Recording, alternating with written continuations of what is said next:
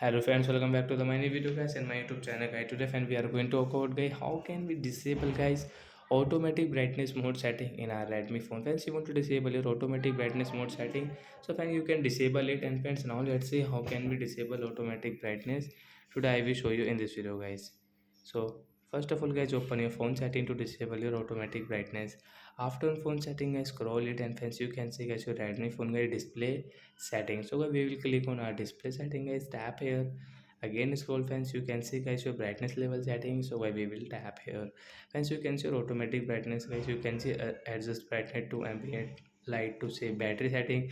So friends, you want to disable, so right side this icon guys, tap here. After disable guys, you can use your brightness level, means you can use your guys your brightness setting without any problem. And guys, you can adjust your brightness according to yourself guys. You want to increase, you want to decrease, you can do yourself. So that's it guys, thanks for watching the video, bye guys.